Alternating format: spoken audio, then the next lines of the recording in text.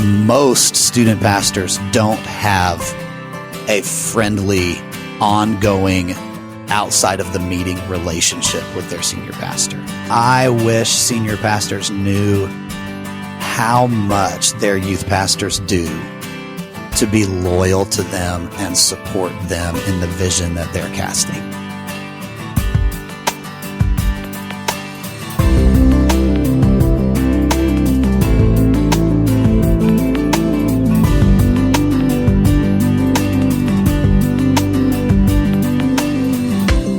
Today's episode was really catalyzed by a comment that Steve Cuss said when we had a conversation with him. He said there were two different groups within the church that are largely neglected. Listen to what he said.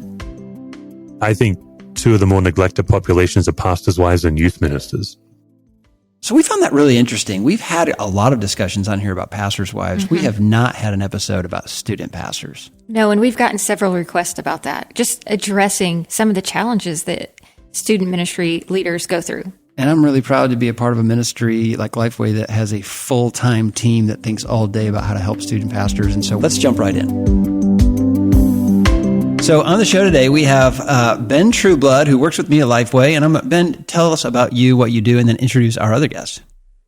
Yeah, so I serve as the director of student ministry of Lifeway, have been 11 years as of right now. So we just crossed over the 11-year mark. I was a youth pastor for 14 years prior to coming to Lifeway. So love youth ministry. It is why I came to Lifeway. It is what I love to do. My kids, I have teenagers in the youth ministry now, so a whole different side of things. But thrilled to also have Brian Preston, who serves at Battle Creek Church in Oklahoma with us today as well. Brian, you want to say a little about yourself? Yeah. Thanks for having me on, guys. I been in student ministry now for close to 15 years and full-time for about 14. Love students. I love what God's doing in the next generation. And it's a privilege to be on with you guys. Well, we are excited to get this conversation rolling. There are tons of student pastors out there, and we just hope that this reaches one of them. And what I loved, Ben Trueblood, about this moment is that you said we need to have Brian on because Brian's vulnerable. He'll be real about what it's really like serving in this unique ministry. So we had some questions, and so let's just jump in. First one is this: for people who have never been a student pastor before, what are the hardest things to navigate that other people may not understand? I think, it's like operating a church. The student pastor position, I think, unlike some other ministry area leaders, is like operating a full church because there's volunteer leadership. There's ministry with adults and parents. You're preaching every week, so there's prep time involved in there. There's budget management. So I'm not going to dog on other ministry area pastors. Like, everybody's valuable here. Everybody gets a prize. But the student pastor, and I think that's something people miss, is that they really hit a lot of the responsibilities of a senior pastor, but obviously to a lesser degree, but all of the responsibilities seem to be there. That's good. Ben, I was about to get offended coming from the kids ministry position, except for that you totally qualified it by talking about the prep. We have prep in different ways, but we're not speaking to a group of students. So, that's interesting. Even with me, you just caught my attention quickly. Yeah. And it's hard for us at Lifeway sometimes to know how to serve the student pastor because they do like to do their own thing. They do like to come up with their own sermon series. So even the needs are much different than a kids ministry that tends to follow a clean curriculum plan. Yeah, I think one of the things that comes to mind immediately is that there's often, the simplistic answer is often there's a stereotype, right? That the student pastor wants to play ping pong and eat pizza and sit in coffee shops and that's all it is. But I think it's the raw and the real front lines of ministry within the context of the local church, because teenagers are raw and real. And so truthfully, the thing that came to mind when I heard the hardest is just the weight and the burden that a lot of times student pastors are having to carry because of the weight and the burden that their teenagers are bringing in every single week. And they're honest about it. They'll be real about it. I think the further into my tenure in ministry, and certainly in the world and culture today, that is they are going to be as honest and real and raw as soon as they walk in the door. And so they're dealing with and battling some of the deepest levels of identity struggles, and parents are panicking because they don't know how to necessarily handle it. And so students walk in, whether it's addiction, drugs, pornography, whatever they're dealing with, and so they're having to sit and listen and take in all this information, and then try to shoulder that load, bear that burden with them, and it's a lot. I mean, even in 15 years, I can imagine how much harder it is at this point than it used to be, just with social media and all that stuff, just the pressures that they're feeling. I mean, can you talk about that a little bit? When I was growing up, we didn't talk about anxiety, suicide, bullying, things like that is so discussed, like, frequently now. Yeah, I think one of the things that immediately came to mind as soon as you started talking about that is that there's always been these pillars of things that we'll discuss sermon series-wise throughout the year. Well, one of the things that we've literally had to add in over the last couple of years has been that, how do we deal with a ever-growing anxious and self-harm and depressed culture, and what are the things that we're doing scripturally to help students navigate? What does the scripture say about these things and how they walk through it? And so, yeah, I mean, I think to the point of what I was just saying a second ago is that it's the thing that continually is present is like the deepest struggles of identity that they're walking through. Certainly we see that with sexual identity and the culture that we live in right now, but across the board. Ben, you are, really kind of a veteran here. You've been in youth ministry a long time. How has it changed for you? Like, how have you seen the big trends change and how it's done? I mean, I think you have to go social media and technology as one of over the span of years from when I was in student ministry as a teenager and then straight into internship and then into full time. Like, that is probably the biggest factor that it's changed. There are a lot of positives with that, but there are also a lot of negatives with that. I mean, we see research all the time that points to the anxiety and the depression linked to social media and the amount of activity that people have there.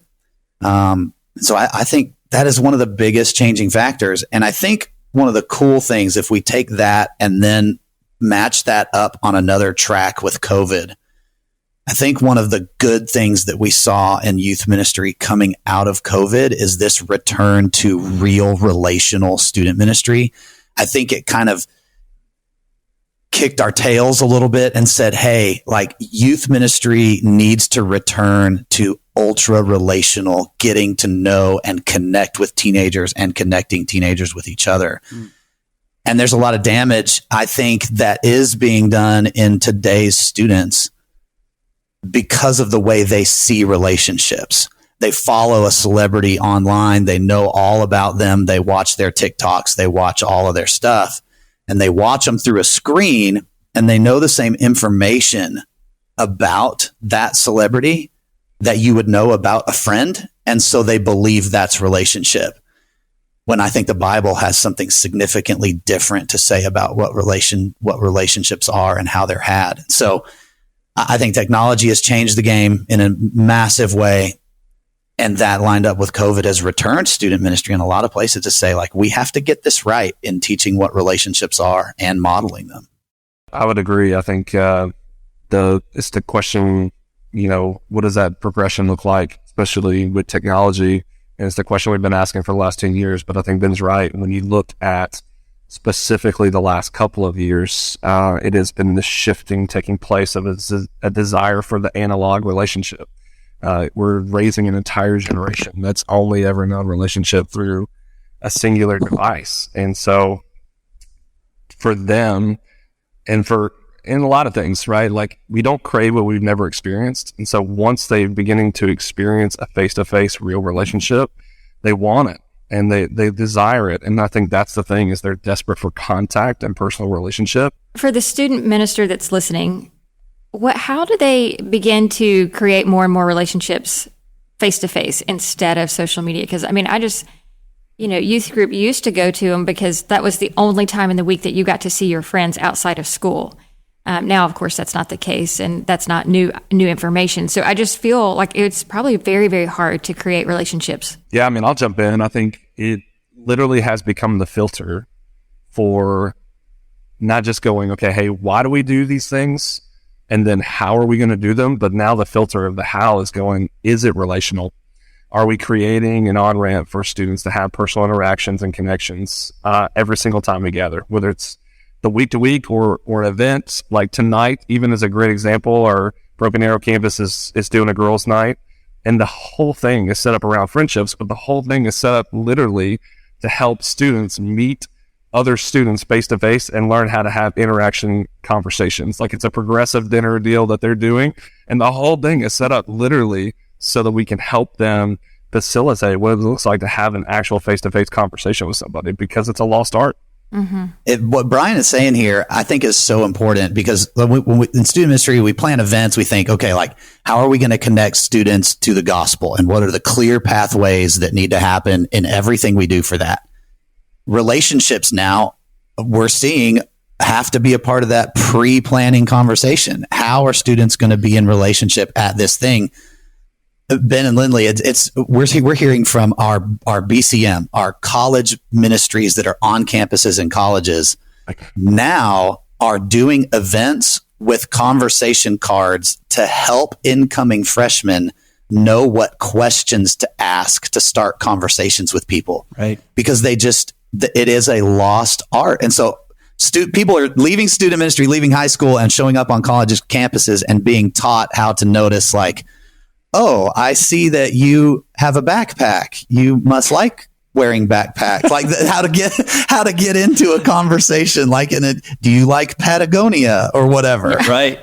Oh man, when we have my kids, we have 3 teenage boys in the house, when they have their friends over, you can tell right away which kids are comfortable having an adult conversation. Which ones will look you in the eye and say, how are you today? It's very rare to see that. We actually have a conversation cube on our table, and every time we have guests over, we make them answer the card, because they don't know how to have ongoing conversation. It's like, how was your day? Good. I mean, so we have to teach them. I want to go back to something you said earlier. Since the student ministry is like a church, and since you get great experience pastoring your little church, it has become a training ground for the lead pastor role. And I recently was with a group of state executives that said in their state, up to 20% of the churches are looking for a senior pastor right now. Is it right to think that the student pastor is a dying breed right now? Man, I hope not. I don't want that to be true at all. Like, my heart hurts to think that the student pastor could be seen that way. But, however, the evidence would show that there are less student pastors available now for roles than there have been in the past. Brian is somebody I'd love to hear on this in a second, because he's involved in hiring people for student ministry staff. Yeah. The pool, the farm system is depleted from what it once was in terms of future student pastors. And I think people like us at Lifeway, and a question that I struggle with and ask myself all the time is, how can we be involved in equipping student pastors to help them raise up the next student pastors? That's something that's very much on our radar, because it's an important, necessary function, I believe, in the church. And if they do become a dying breed, then I think we're going to continue to take steps away from reaching this generation. And I don't think the church can afford to do that. There's such a great need in terms of what it looks like to pastor and facilitate a church as a whole. And certainly student ministry is a microcosm of the church, and it is a great training ground for that. And for that same regard, students need the same thing. Like, they need to feel like they have a leader and a shepherd who can walk them through the scripture and help navigate life's challenges, specifically in some of the most formidable years of their lives. I think it's our friend Shane Pruitt that talks about, like, 77% of those who give their life to Jesus do so before the age of 18. And so that in itself tells me there's a great need for life change and for transformation. And I think that's where my heart goes to, is I want to be on the solution side of that.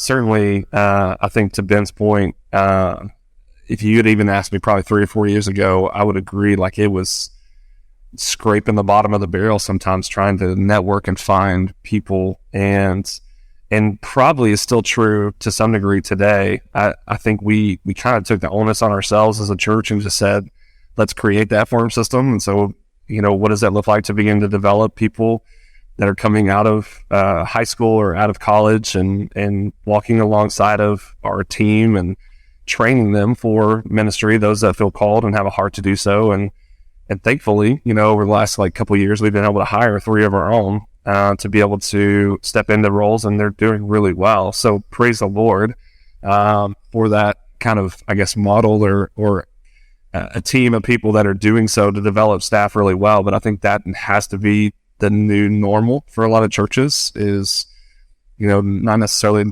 just looking outwardly. And I think there's going to be those times where you're going to have to do that. But to begin to go, okay, this is not just a 6-month short-term issue. This is we got to look 5 years down the road and begin to take steps now to ensure that it is not a dying breed, that we are training and developing people to serve the next generation, not just today, but years down the road. Ben, I think, we talk about the farm system and the pre-student ministry side of this question, but I think we have to take an honest look too at the current student pastors and say, part of this is, are people wanting to stay in student ministry because the position is valued and cared for, both from a financial and support side, by the churches that they're currently serving in? Over the last 3 years, I've heard more student pastors leaving student ministry just to go into the marketplace than I have at any time previous. And so while we can say, and it's true, that colleges and seminaries are doing less overall in student ministry than 10 years ago, I think we also have to look at the current thing and say, are pastors and our churches valuing the student pastor? Are they staying are they leaving and going to take another position in the church because they want to do something else? Or did they have 2 or 3 kids along the way and their salary can no longer support a family and they have to go take a different role somewhere else in order to support? Yeah, that makes total sense. If you're already pastoring a small church in youth ministry, and then a small church calls you and offers you double the salary to do a similar kind of work, I can understand the temptation. One of the things we like to talk about on the show, guys, is just the real emotional challenges of serving in the church. And I've been so far removed from student ministry that I don't even know that I understand anymore. So on a weekly basis, where is the headspace for the average student pastor? What are the unique emotional challenges? I think the heaviness that Brian mentioned earlier of trying to juggle the many different things that students bring into student ministry is a part of that. That takes a real emotional toll. The same thing is true for a senior. Whatever people bring to you, you carry, you help them through it, but there's residue of that heaviness that remains. And I think that's part of it too. I think the other side of it, I think a lot of student pastors are asking the question, am I even doing a good job at this? I think they wonder. I think I'm going to make a generalized statement. I know the danger of making a generalization, but based on conversations with student pastors, many of them wonder, am I doing a good job? Because they don't hear you're doing a good job.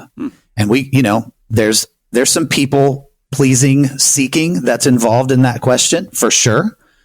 But everybody wants to know that they're doing a good job. Right. Everybody wants to know that. But I think it weighs heavily on a student pastor. Am I doing a good job? Am I reaching people? Does my senior pastor think that I'm doing good here? And they look out and they see empty chairs, and many of them say, if these chairs were a little more full, maybe I'd be told you're doing a good job. And that is a soul crushing treadmill of ministry. That will crush you if that remains your mindset week after week after week. And a lot of people live there.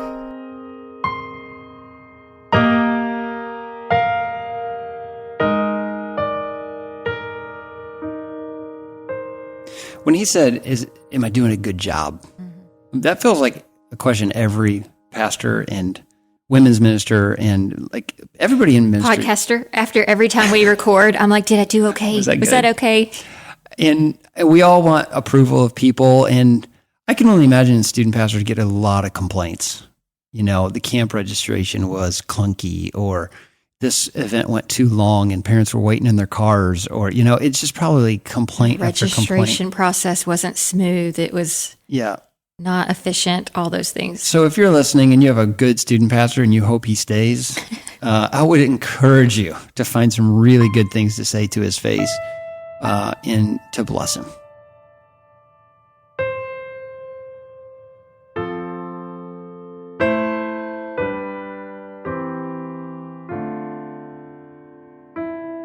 I think what Ben is talking about has, I don't know, sparked in my own mind, certainly from my own experience, and I'll speak from my experience, and I'll speak from the experience of the student pastors that I get a chance to lead now. Most guys, girls, whoever that step into student ministry world, most are mavericks of their own right. They're go-getters. They want to charge the hill with a water pistol and be able to see great things happen. And I think in that is that temptation that comes down the road where you're running, and things aren't going as well as you'd hope they went.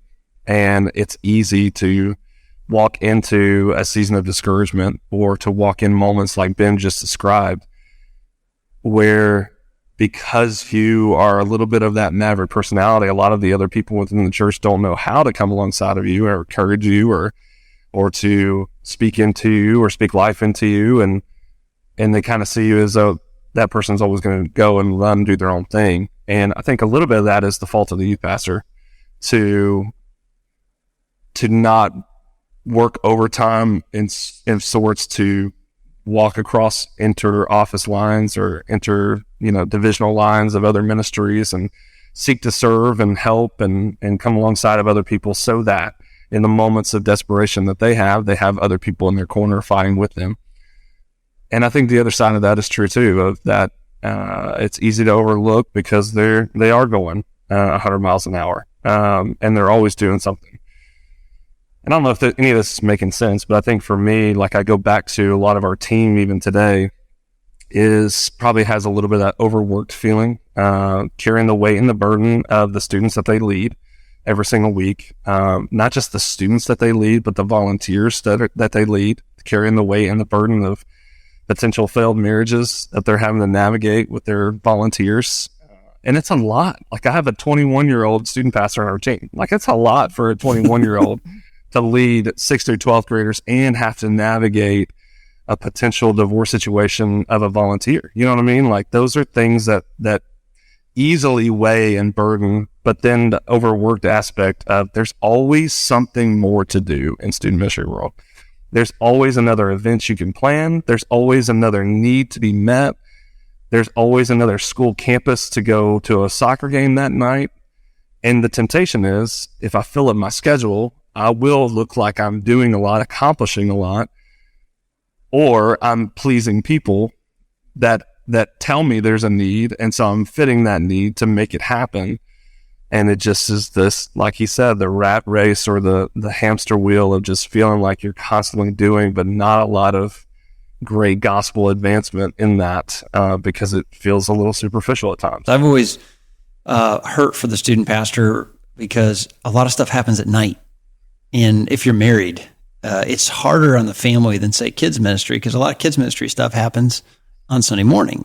So how do you guys see this weighing on the spouse of the student pastor? Like, how does that affect the family? Yeah, I mean, I'll speak for me, and I know for a lot of our team, like, and I'm glad you said spouse, because we do have females who have husbands that are navigating this as well. But a lot of, for myself, my wife and I got on the same page early on of what this might look like in our life and our world. But I think she would answer this to say that she has always felt like she's on deck to bear the burden with and alongside of She's always felt like, specifically when I'm not around, and she is around and other people see her around, that she becomes responsible, even though it's unsaid and really undue that she is, that she feels responsible for all things students, specifically when I'm not around. And so I think there's just this unfair, sometimes, expectation that's placed on, when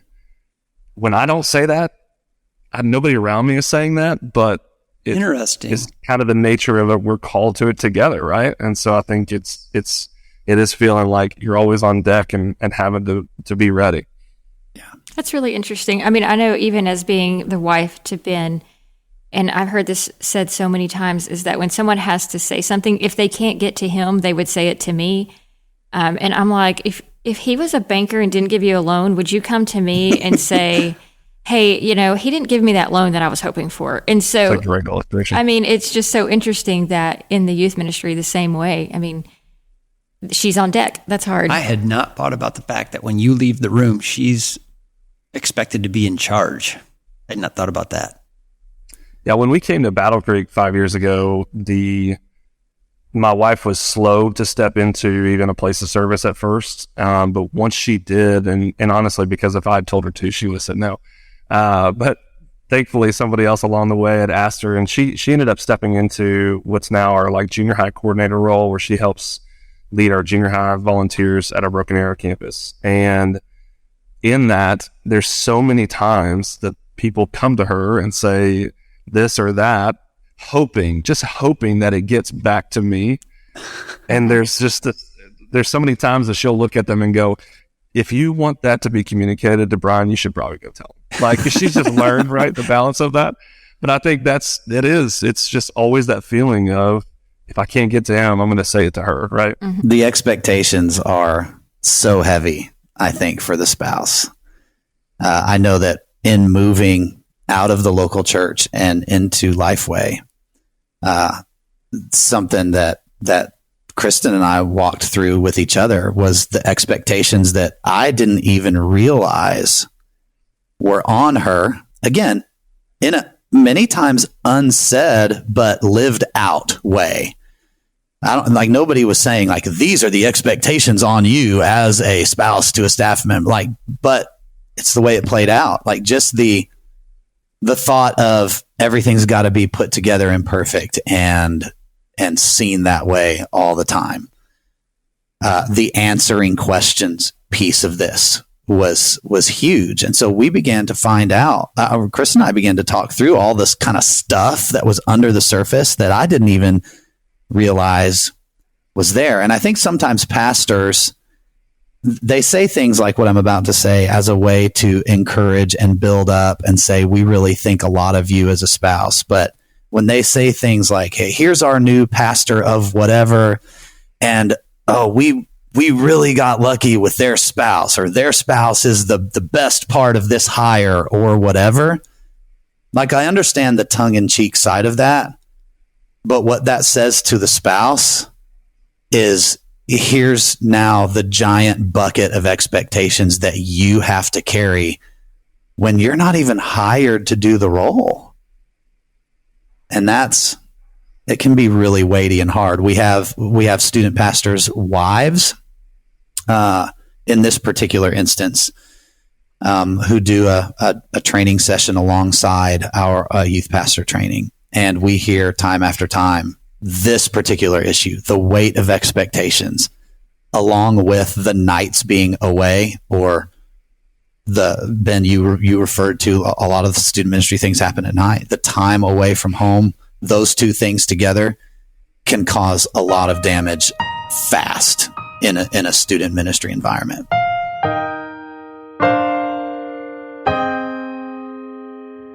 When Brian said that his wife has to kind of be on deck, I thought that was so interesting, because I haven't heard it termed like that, of right. How if he's gone, it's almost as if expected that she should take up the slack for him.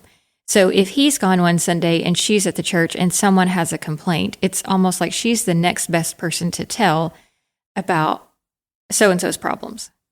I mean, what was your thought on that? Well, I think most student pastors are underpaid. And so their wives see that they're making sacrifices financially. He could be doing something to better provide the family. He's doing this for its ministry. And then on top of that, you come to the church and the expectations are thrown on top of her. Now she's working as part of that salary. Well, I'm thinking of a situation where, a lot of times the youth staff is on a retreat on the weekend. The wife is still there. They maybe have young kids. And, what if someone had a bad experience getting Right. their child to the thing? That person's going to find the youth spouse and say, I don't know if you're aware, but this was really hard, this process. I mean, that's hard. It's not her job.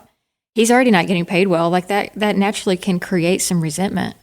Totally. And most of these guys in churches are just, this is their first big responsibility in ministry. Their first time they've been in charge of something, and they are going to make mistakes and they are going to struggle to find their footing. So I just think it can be a really hard environment to be encouraged when everybody's got full view of your ministry. At one part in the conversation, Ben said, if I could do it again.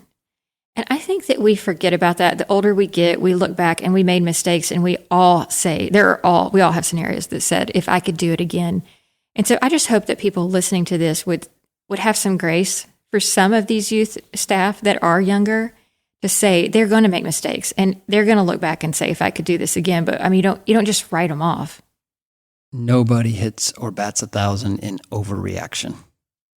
So when you're under stress and there's a lot going on, there's people pulling at you, sometimes you're just going to overreact. And that's human nature. But I appreciated the fact that he would admit that and say, hey, I was having a tough time in my ministry and I overreacted and I would do that different. That's just par for the course when you're in ministry and in marriage. I was about to say, or in life, because we have been known to overreact. This feels like a conversation we've had recently. Thought we were talking about student ministry.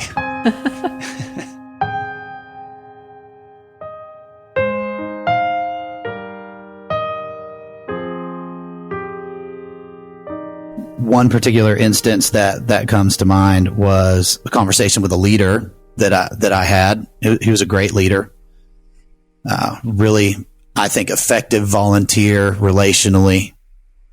And we had conflict, this leader and I, because the leader believed that what we were teaching and the direction we were going with curriculum needed to be a certain way. He believed that, hey, these are the things that the boys in my group are dealing with, and we need to do those head on. We need to tackle those head on.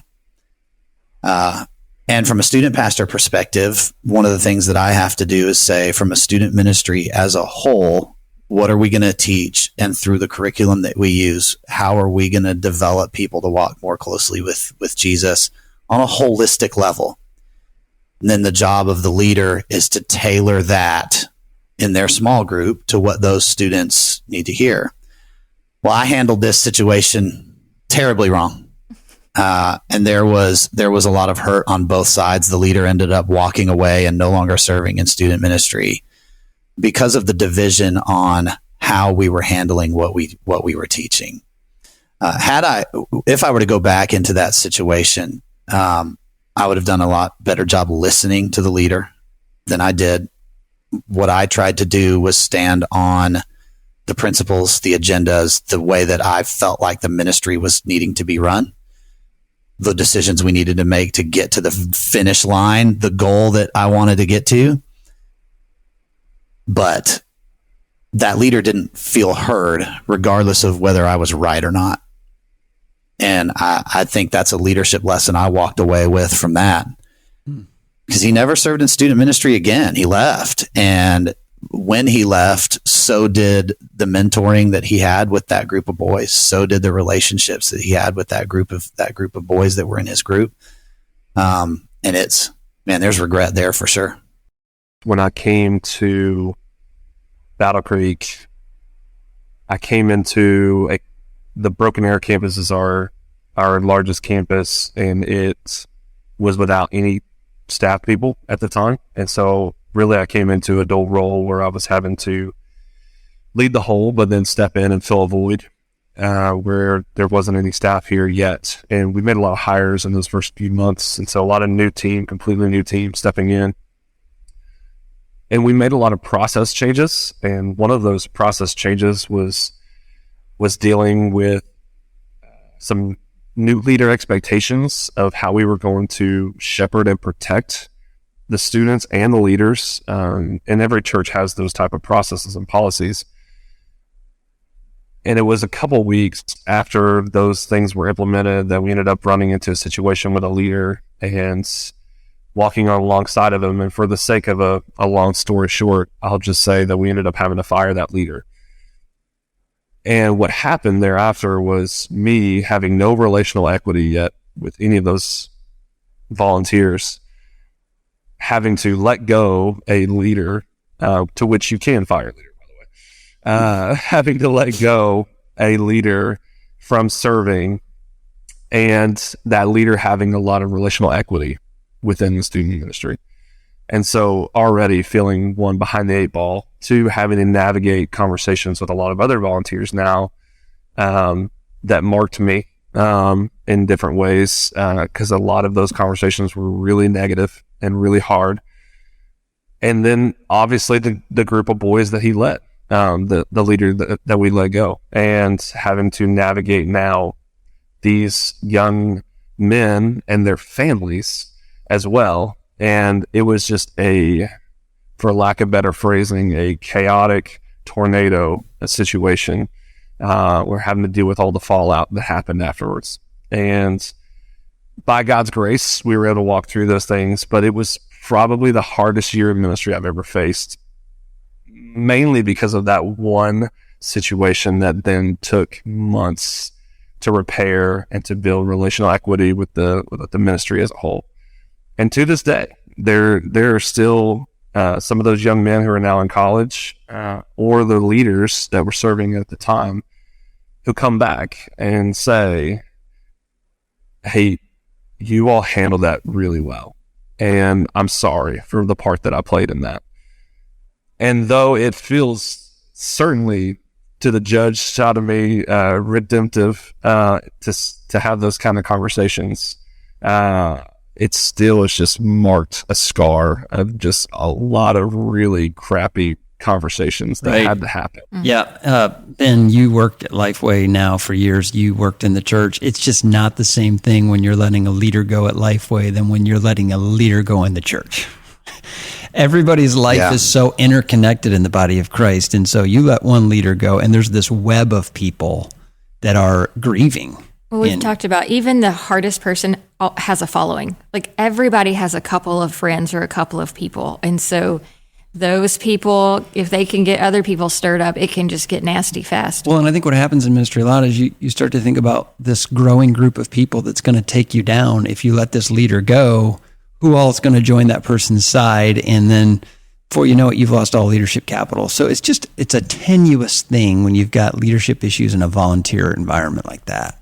Yeah, it is. And in one of those instances, like Ben, you use a phrase just now that I think is so interesting, as you worry about people who would take you down in that environment, when you, like, the repercussions or ripples of that.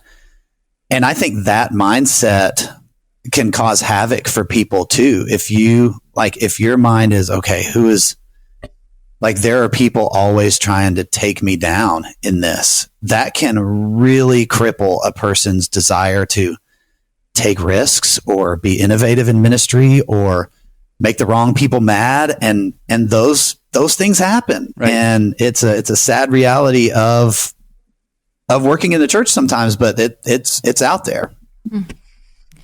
So I have a couple of questions. So you guys are representing youth ministry. A lot of our listeners are senior pastors and their wives. So if a senior pastor is listening to this, the question for you guys as a representative is, what do I wish my senior pastor knew about youth ministry? Now we're getting somewhere. Like, what do you wish that you could say? Because you guys may have great relationships with your pastors, but not all do. Correct. And so, what would be something that you wish they would hear for your heart on?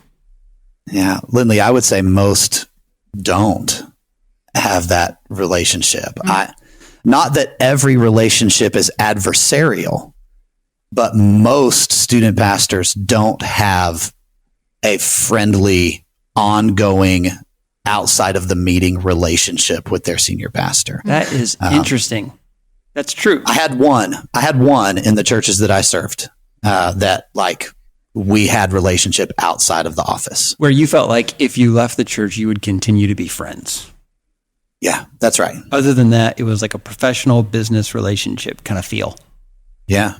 Yeah. Wow.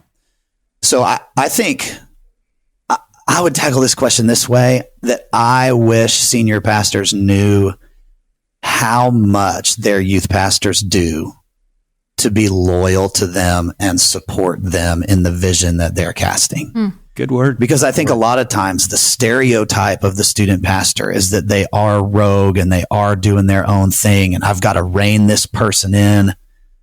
And many times that student pastor role can be more siloed than any other ministry of the church. And student pastors in large part are doing so much to be loyal to that pastor and loyal to that vision, because parents will talk. And many times parents talk around the student pastor, and student pastors being loyal in that moment is huge. And I wish senior pastors had a lens to all those invisible moments where their people are being loyal to them. Really interesting. Thanks for sharing that. Yeah. It's actually really close to where my mind immediately went when you asked that question. And to be fair, I have a great relationship with my senior pastor now. And I do feel like if I call, he picks up the phone and we have real and good conversations regarding, whether it's ministry or family. And it is one of the first times, I will say, like, that I've had a pastor call me 3 weeks after I talked to him about something in my family and say, hey, how's this going? And check back in, and so I think it is good, and it is good to have that. And I think, but by and large, there are a lot that don't. And I think the one thing that comes to mind when I think about what I wish that most senior pastors knew regarding their student pastor is how they're fighting for them, how they're busting their tail to make things happen for the church and for gospel advancement. That it's not just regulated to putting on some programs. And I would say the same for kids ministry, not just putting on some programs to keep kids at bay, but genuinely wanting to disciple and advance people in their journey with Christ. And so just the weight and the gravity and the importance that they place behind the ministry that God's called them to, how much they pray and ask the Lord for wisdom in leading those ministries. And again, like Ben alluded to, like fighting for them to people on the outside, that this is God's church. This is our pastor. We're for him. We're for this mission. We're for this vision, all those kind of things. And I think those are the things that are wildly in the forefront of my mind when in terms of people talking about my pastor or the vision of the church or things like that. It's like, no, we are a ministry of the church that is behind that same mission. So would you say that most people wish that their senior pastor was more involved in what they're doing? Because you said something about the stereotype is that a lot of youth ministry leaders are kind of rogue and they want to do their own thing. But in the same vein, you're saying that like you're here to support the church. So do you wish that your senior pastor was more present, involved, silly? I mean, anything like that? It made a huge impact at one church that I was in when our pastor walked out knee deep into the mud volleyball pit after a big event that we did and played mud volleyball with a group of 8th grade boys. I mean, now he didn't do that every year and it looked different at different times. But it makes such an impact for teenagers to see their pastor in their stuff. And I do. And, schedules are different and not everybody can do it the same way. And not everybody's personality is the same in how they engage. But I think most student pastors would probably say, yeah, I wish that my senior pastor saw more at a ground level what I was doing and the work that we were doing. For sure. And not to be critical, but just to go and cheerlead and just be encourager, not to like send him an email of the 3 things he didn't like that night. Yeah, not with a clipboard. Some student pastors probably don't want their senior pastor coming around because he's going to like complain about something. Yeah, there's a hole in the wall. Why is it there? I will say you got to take the good with the bad, because when they enter the room, you got to take the conversations that happen on the backside too. I know that I'm a little bit of an anomaly because our pastor is crazy supportive of the next gen, and it's part of the reason why God drew me here. And what I got excited about is having a senior pastor who's involved in our ministry. He preaches our summer camp every year, like all those kind of details. And not everybody necessarily feels as, I guess, maybe as relevant to do those type deals, but it is as simple as showing up. I don't necessarily need Alex to stay and listen to me preach. I don't necessarily need him to get on stage and lead a game, but just knowing that he's there sometimes is a huge comfort to me, because it tells me and affirms in me that he cares about what we're doing. And that's really all I need.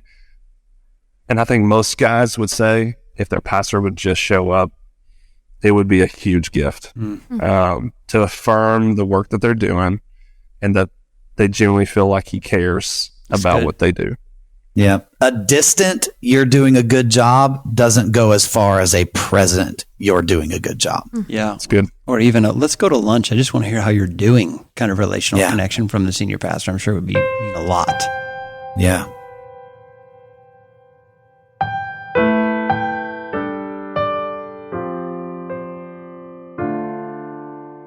I think the conversation of the senior pastor having a relationship with the student pastor is very significant. I think relationship fuels ministry.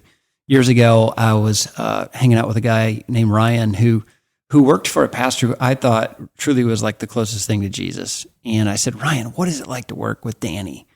And Ryan said, Danny is everything you think he is. But if I don't see him about once every 3 weeks, he's a really hard guy to follow. And I remember making a mental note that day that it doesn't matter how nice you are or kind you are. If you don't have eye contact and regular relationship with staff members, you're hard to follow. Mm-hmm. And I think senior pastors, because they feel uncomfortable in student ministry, or it's been a long time since they were in that world, they just wall up and don't engage. And what I'm hearing these guys talk about is just show up once in a while, be seen, but even more, take me out to lunch and show me that you actually care about what I'm doing. Well, you just made the assumption that all senior pastors have been a youth pastor, because you said it's been a long time since they've been in that world. No, I mean like they were young. Oh, okay. Yeah, gotcha. I'm 46 and I speak at a student camp and I look out there, I feel like I'm really irrelevant. They want nothing to do with me. Well, you are speaking at Fuge this summer, and you had Ava come up with some topics that people would want to hear because you felt like you're too far removed. Not only that, I asked her what I should wear, and she was like, wear your dad outfit. Don't try to be cool. Don't try to be like the passion speakers who wear jean jackets. I mean, and what's hard about student pastors and senior pastors is that they really do live in two different worlds. And student pastors want to be autonomous. They like having their own thing, but it gets really lonely over there. So I'm just saying that because I'm guessing there's a lot of senior pastors out there. Maybe you have a great student pastor. You just can't remember that last time you took him to lunch, or send his wife flowers to say, thank you for allowing him to be gone at camp again. Mm-hmm. Just being sensitive to that. Also, I think whenever a church member or someone notices that you've been working hard and does something to recognize that, it has huge benefits. I thought it was so interesting the way they said, in a different way than kids ministry that I had not thought about, is that they're really having to stand up a lot for the pastor. Like they're having to show loyalty to a lot towards the pastor, because I mean, elementary and preschool kids, they don't have opinions about the way things are going, about politics or anything like that. But you really do start to get into that in high school. People have more opinions. Their parents are more involved. And so I think that maybe, I wonder if senior pastors underestimate the amount of times that their youth person is being deeply loyal and they don't even know it. Totally. And I think if you don't have a regular relationship with your student pastor and you're not hearing some of those stories, right, you really don't have an affection for what he's doing. Yeah, it's probably underestimated the importance of going to lunch at least once a month with your youth pastor and saying, hey, what are the kids talking about? What are the parents saying? That kind of stuff. This is just my opinion. You can take this or leave it. But I think any senior pastor that's not regularly connecting with the direct to front line ministry people is making a big mistake. I think your preaching is going to be far more effective if you know what's going on with some of the families in the student ministry, if you know what's going on with some of the families in kids ministry. So to completely hand that off and to be hands off, I think hurts more senior pastors than they realize.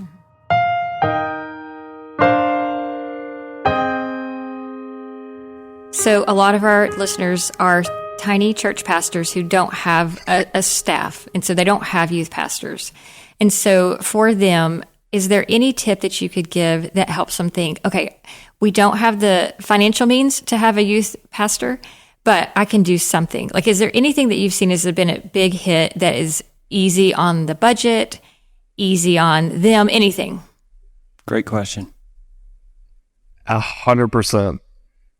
You can do it through Dream Teamers. That's what we call our volunteers. You can do it through volunteers. Mm-hmm. You can do the work in the ministry.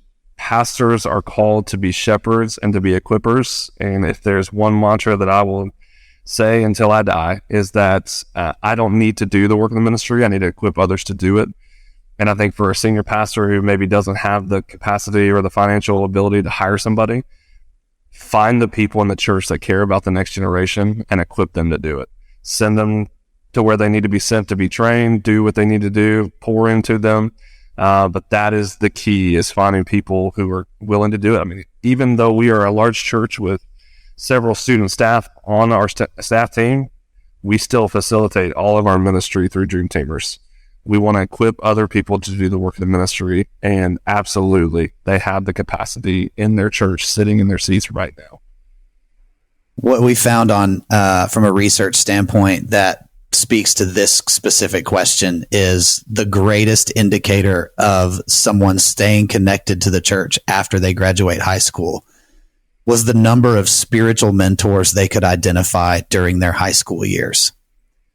So a team of parents, of volunteers from the church, a cross-generational, a team of older men and older women who say, I care about these students and want to show them how Jesus has impacted my life. Those are the things that make a difference. It is not a program. It is a relationship where people show teenagers what Jesus has done in their life. That's what makes faith stick.